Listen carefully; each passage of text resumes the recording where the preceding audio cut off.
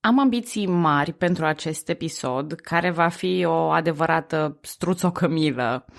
Spun că sunt ambiții mari pentru că trebuie să discut mai multe lucruri care nu au legătură directă unul cu altul și se întind pe o perioadă tulbure, atât înainte cât și după al doilea război mondial.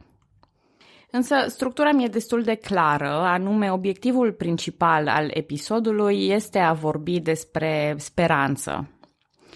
În anii 1940 și 1950, sloganul Vin americanii a reprezentat o speranță pentru rezistența anticomunistă și pentru opinia publică.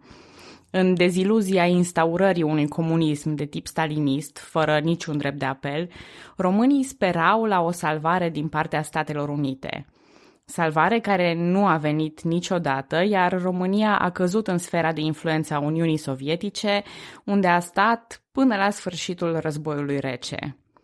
Astăzi o să încerc să arăt că, de fapt, România nu avea nicio șansă, alta decât stalinismul. Bună, numele meu este Călina și în acest episod din podcastul Istoria României vorbesc despre conferințele aliaților din timpul celui de-al doilea război mondial și despre încheierea războiului. În mod previzibil, martorii evenimentelor se așteaptă la izbucnirea unui nou război. Însă, în timp ce ei se pregătesc pentru un ipotetic al treilea război mondial, evenimentele duc spre un nou tip de război, unul rece. Voi știți că mă joc adesea cu înțelesurile termenului de rece, iar aici nu pot face excepție. Războiul rece se joacă cinic, gândit geografic și politic, împărțind sferele de influență fără a ține cont de afinitatea țărilor pentru un regim sau altul. Oricât s-ar fi zbătut România sau alte țări în antipatia lor pentru Uniunea Sovietică, simpla poziționare geografică le-a trădat interesele. Iar americanii nu au venit tocmai pentru că o gândeau la rece. Aliații celui de-al doilea război mondial au fost numiți uneori Strania Alianță pentru că reunea cel mai mare stat capitalist, cel mai mare stat socialist și cea mai mare putere colonială, adică, în mod evident, Statele Unite, Uniunea Sovietică și Marea Britanie. Astfel, liderii acestor state sunt numiți cei trei mari, Franklin Delano Roosevelt, Winston Churchill și Iosif Vissarionovich Stalin țineau legătura prin ambasadori, generali, miniștri și emisari, însă o bună coordonare avea nevoie și de întâlniri față în față. Pe parcursul războiului au fost mai multe astfel de conferințe, dintre care Churchill a participat la 14, Roosevelt la 12 și Stalin la 5. Ar fi contraproductiv să discutăm aici tot ceea ce s-a discutat la aceste conferințe, însă unele au fost realmente deosebite și au influențat soarta României. Poate prima astfel de conferință a fost cea de la Casablanca din ianuarie 1943, unde au participat Roosevelt și Churchill, Stalin fiind preocupat încă în bătălia de la Stalingrad. Liderul sovietic nu-și putea părăsi postul, așa că această conferință la nivel înalt nu îi angrena pe toți cei trei mari. Totuși, la Casablanca s-a decis o strategie prin care să se prioritizeze Europa, americanii fiind inițial angajați doar în Pacific contra Japoniei. Odată cu declarația de război a lui Hitler contra Statelor Unite însă, americanii se vedeau atrași în războiul european, supuși presiunilor sovietice pentru a deschide un nou front contra Germaniei în vest. Lucru absolut firesc, deoarece Stalin se vedea angajat aproape singur în lupta cu germanii la est. Stalin se temea de o potențială înțelegere a germanilor cu Marea Britanie și Statele Unite, mai ales dacă ar fi apărut o grupare germană dispusă să-l răstoarne pe Hitler. De aceea s-a recurs la principiul capitulării necondiționate.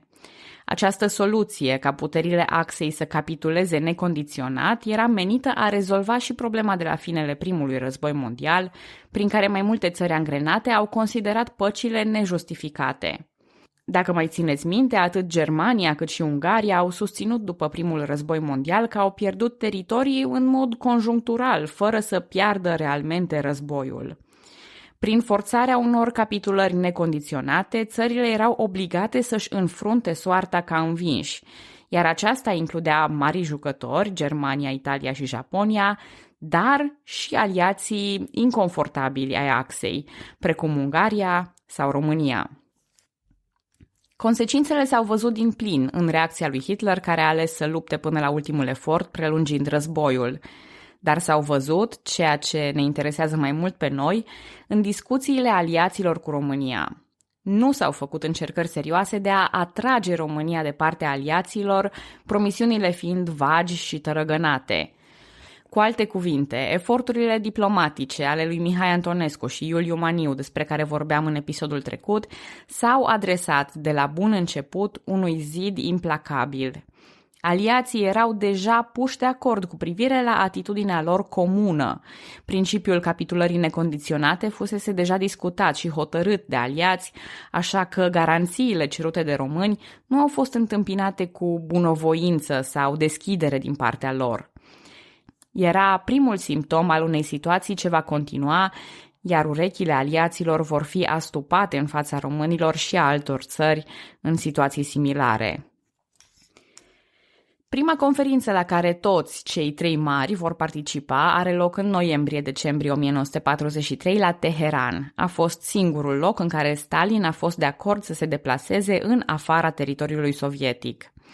Aici, discuțiile nu privesc în mod deosebit România, însă vor arăta un precedent interesant. La Teheran s-a discutat mai ales soarta Poloniei, care a pierdut teritorii de la granița sovietică și a câștigat unele germane, în efect mutându-se mai la vest. S-a discutat înființarea unei organizații internaționale postbelice, care va lua în cele din urmă forma Organizației Națiunilor Unite. Precedentul despre care vorbeam mai devreme e acela legat de țările baltice, în care Roosevelt a acceptat promisiunea lui Stalin că Estonia, Letonia și Lituania vor fi reîncorporate în URSS doar pe baza unui plebiscit. Procesul electoral avea însă să depindă de Uniunea Sovietică, fără vreun control internațional. Această cutie a Pandorei va duce la grave probleme și în România la următoarele alegeri. Sovieticii învață cu promptitudine că în țările din sfera lor de influență, influența e ceva mai mare, fiind capabili să falsifice procesele electorale după bunul plac. Se pare că Roosevelt a dorit să fie foarte amiabil față de Stalin la apariția liderului sovietic la Teheran. Roosevelt era supraîncrezător în forțele sale de persoasiune și cunoștea prea puține despre regimul totalitar al Uniunii Sovietice, astfel a făcut mari greșeli pe care nu le va corecta pe deplin nici până la conferința mult mai celebră de la Ialta. Britanicii aveau deja experiența lui Hitler și a eșecului politicii de appeasement, așa că a fost rândul americanilor să facă anumite concesii care vor fi mai târziu discutabile. Tot la Teheran a devenit aparent că relația dintre americani și britanici nu e una perfectă, lucru pe care Stalin îl putea specula. În ceea ce privește aliații mai mici ai axei, România, Ungaria și Bulgaria, clarificarea situației lor a rămas la latitudinea Uniunii Sovietice. Idealismul lui Roosevelt avea să continue și spre sfârșitul războiului. A absentat de la conferința de la Moscova atât din motive de boală, cât și din principiu, fiind opus aranjamentelor imperialiste de tipul sferelor de influență pe care le căutau britanicii și sovieticii. Iar britanicii și sovieticii tocmai asta fac, stabilind acolo procentajele de influență sovietică. 90% în România, 75% în Bulgaria, 50% în Ungaria și Iugoslavia, 10% în Grecia.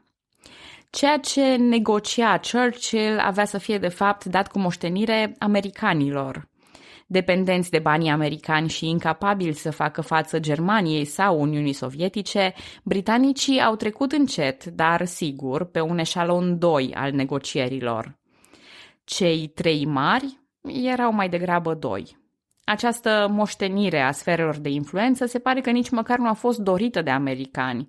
După debarcarea în Normandia și intrarea trupelor americane în Europa, generalul Dwight D. Eisenhower spunea că nu-și dorește să riște vieți americane în scopuri politice. Era conștient că înaintarea americană asta și făcea, determina acea graniță a sferelor de influență care încă nu-și primise numele celebru. Noi o numim astăzi Cortina de Fier. În perioada conferinței de la Moscova, România era deja ocupată de Armata Roșie, așa că unii istorici argumentează că Churchill îi dădea lui Stalin doar ceea ce avea deja. Interesant e aspectul regimului din Grecia, care era la acel moment unul comunist, însă Stalin a acceptat să-i trădeze pe comuniștii greci pentru a fi sigur că obține acordul american pentru procentajele trasate. Până la conferința de la Ialta, chiar și aceste procentaje vor suferi, singura scăpată pentru democrație fiind Grecia. În februarie 1945, spre finele războiului, cei trei mari s-au întâlnit la Ialta pentru a discuta planurile postbelice. Stalin a luat potul cel mare. Avea armatele bine poziționate prin toată Europa la est de Germania, putea să ia ceea ce îi dădeau americanii și britanicii. Al vedea pe Roosevelt ca trădător pentru acceptarea sferelor de influență, e lipsit de substanță pentru că nici el nu putea face mai mult. După semnarea armistițiului cu aliații și întoarcerea armelor, scopurile românilor sunt bine definite. Regatul român își ia angajamentul de a contribui cu 38 de divizii la efortul de luptă împotriva Germaniei naziste. De asemenea, devenise destul de clar că Basarabia și Bucovina de Nord vor rămâne în posesia sovieticilor, așa că eforturile se îndreaptă spre recucerirea Transilvaniei de Nord. Între 9 și 11 octombrie e eliberat orașul Cluj printr-o operațiune a armatei a 4-a română alături de armata a 27-a sovietică. Până pe 25 octombrie, restul teritoriului actual al României e curățat de germani, ultimele localități fiind Carei și Satul Mare. Diviziile românești au continuat prin eliberarea Ungariei și Cehoslovaciei, mobilizând efective de aproximativ 567.000 de oameni. Cele mai sângeroase lupte au fost în asediul Budapestei și în munții Tatra. Românii au continuat spre vest până în ziua de 4 mai 1945, când au eliberat orașe la 90 de kilometri la est de Praga. În martie, sovieticii capturaseră Viena, iar în aprilie Königsberg, în timp ce frontul de vest avansa până la Hamburg și Nürnberg. Forțele americane și sovietice s-au întâlnit pe 25 aprilie pe râul Elba, lăsând însă Berlinul pentru un atac final.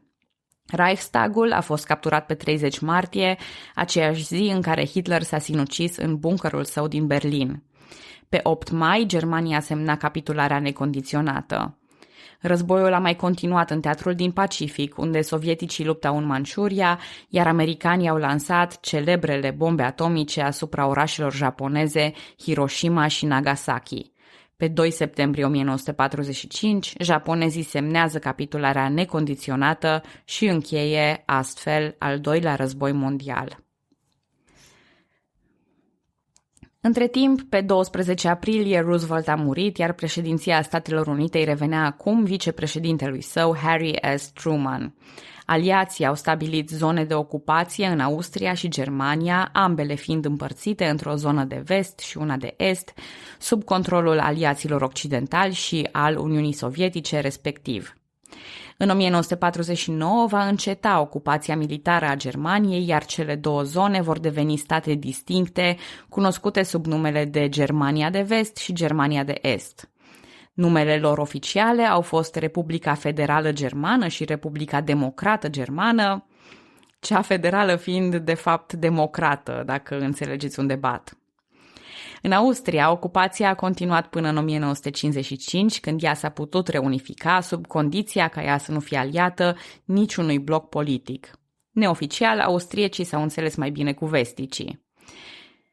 Imediat după război, Germania a trecut printr-un proces de denazificare și judecată a criminalilor de război prin procesele de la Nürnberg. Germania își pierduse un sfert din teritoriile dinainte de război, având loc mai multe schimburi de populație și expulzări în zonele afectate. Uniunea Sovietică prelua teritorii din fosta Polonie, Basarabia și Bucovina de Nord de la România interbelică, părți din Finlanda și încorpora acum și țările baltice. Pe 24 octombrie 1945, aliații înființează Organizația Națiunilor Unite, iar în 1948 adoptă Declarația Universală a Drepturilor Omului ca standard pentru toate națiunile membre. Marile puteri victorioase, adică Franța, China, Marea Britanie, Uniunea Sovietică și Statele Unite ale Americii, au devenit membri permanenți ai Consiliului de Securitate al ONU. Cei 5 au rămas aproximativ în aceeași formulă, cu Uniunea Sovietică fiind destrămată în 1991 și înlocuită de Rusia ca stat succesor. Toată această armonie era însă compusă din două armonii, luând naștere două alianțe militare internaționale, NATO și Pactul de la Varșovia. Sfera de influență politică a Uniunii Sovietice, corespunzătoare în mare parte cu țările participante la Pactul de la Varșovia, ocupa Europa Centrală și de Est. În Polonia, Ungaria, România, Cehoslovacia, Albania și Iugoslavia se instituie regimuri comuniste. Majoritatea au fost aduse pe scena politică prin sprijinul ocupației militare sovietice sau cu sprijinul parțial. Obiectivul principal al evenimentelor de la 23 august 1944, realipirea Transilvaniei de Nord Regatului Român, a fost îndeplinit. Tratatul de la Paris din 1947 nu recunoștea României statutul de țară cobeligerantă, însă a admis realipirea integrală a teritoriilor pierdute prin dictatul de la Viena. Nordul Bucovinei și partea de sud a Basarabiei au fost încadrate Republicii Socialiste Ucrainene, iar restul Basarabiei, alături de o parte din fosta Republică Socialistă Autonomă Moldovenească, au constituit o republică aparte, numită Republica Socialistă Moldovenească. În 1991, la destrămarea Uniunii Sovietice, aceasta a devenit actuala Republica Moldova. În Polonia, Cehoslovacia și România, instaurarea unui guvern apropiat de Uniunea Sovietică s-a dovedit a fi dificilă, dat fiind istoricul de relații tensionate între aceste țări și Uniunea Sovietică.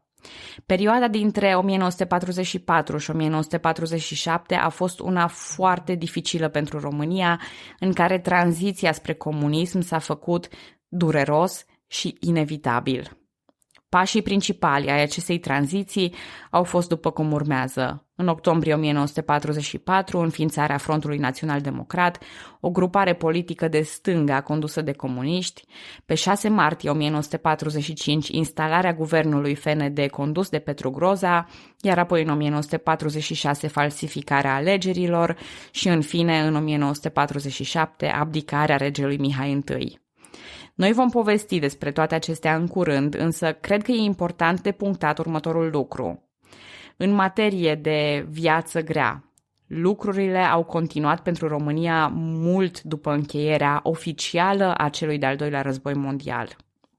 În septembrie 1947 se înființează Biroul Informativ al Partidelor Comuniste, Cominform, al cărui scop era centralizarea guvernului sovietic asupra partidelor din statele satelit.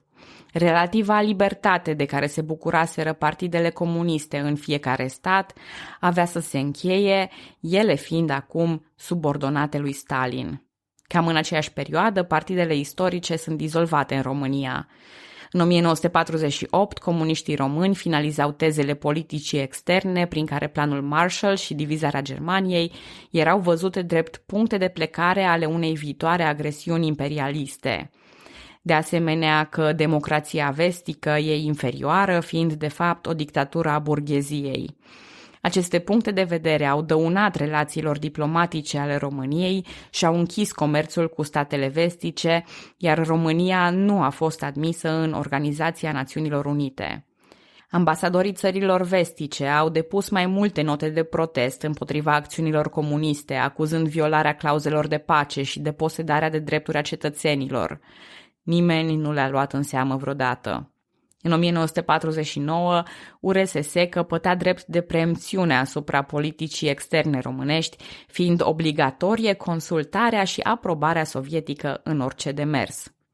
Ceea ce nu era complet nou, deoarece Ana Paucăr ocupa postul de ministru de externe încă din noiembrie 1947, iar ea oricum era complet aliniată deciziilor de la Moscova. Cine să stea atunci împotriva comuniștilor? Ei bine, mulți români au ales lupta dificilă a rezistenței. Nu vor reuși niciodată să creeze un comandament sau o structură națională, însă se vor forma grupuri clandestine în Munții Carpați, care vor încerca să reziste colectivizării și a comunizării în general. Au fost în principiu 3 forme de organizare. Prima lua forma unei rezistențe armate, condusă în general de ofițeri trecuți în rezervă. A doua formă de rezistență era simpla nesupunere civică și fuga în munți.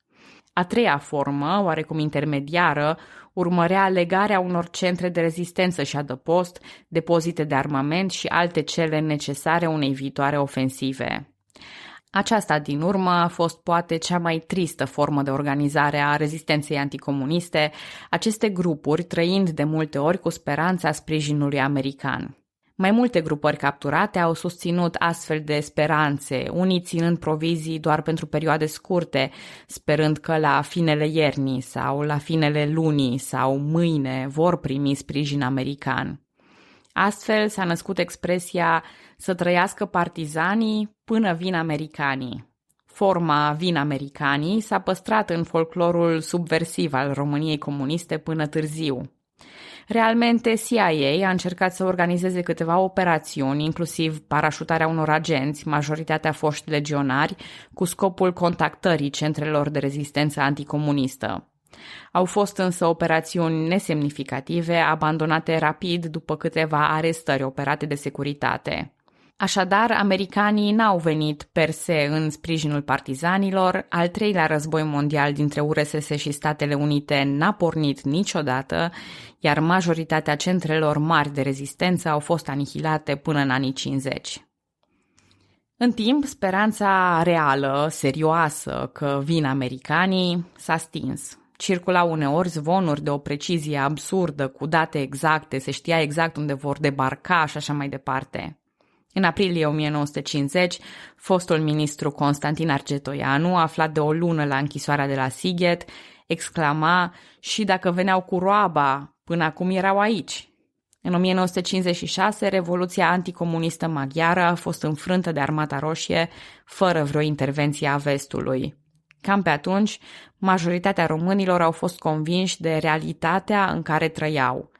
Cei care nu au trăit atunci deziluzia au trăit-o în timpul primăverii de la Praga, în 1968, un eveniment pe care îl vom discuta pe larg datorită rolului jucat de România. Nici atunci, americanii nu s-au atins de treburile din sfera sovietică de influență. La instalarea guvernului Petru Groza, în martie 1945, Andrei Vâșinski era adjunctul ministrului de externe al URSS. Într-o audiență cu regele Mihai, i-a impus demiterea imediată a guvernului de atunci și instalarea unuia prosovietic. Mihai a spus atunci că popoarele sunt libere să-și aleagă reprezentanții conform recentei conferințe de la Ialta. Vâșinski a lovit atunci cu pumnul în masă, strigând: "Aici, Ialta, sunt eu." Am încheiat citatul. Românii, dar și alte țări din Europa Centrală și de Est, au trăit aceste deziluzii în mod similar, fenomen cunoscut sub numele de trădarea occidentală. Sovieticii făceau legea. Americanii nu aveau să vină. Nu puteau să vină.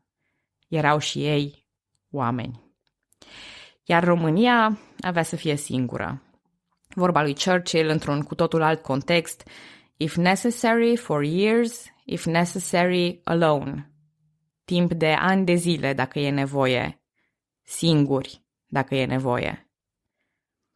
În episoadele următoare voi trece prin câteva aspecte ale celui de-al doilea război mondial într-un episod de tip addendum, apoi voi lăsa la o parte contextul internațional postbelic pe care l-am pictat acum, ca să urmărim evoluția evenimentelor din România. În ciuda celor ce îmi pregătesc deja actul de abdicare, mai avem multe mai avem de povestit. Așa că vă mulțumesc că ascultați podcastul Istoria României. Pe data viitoare!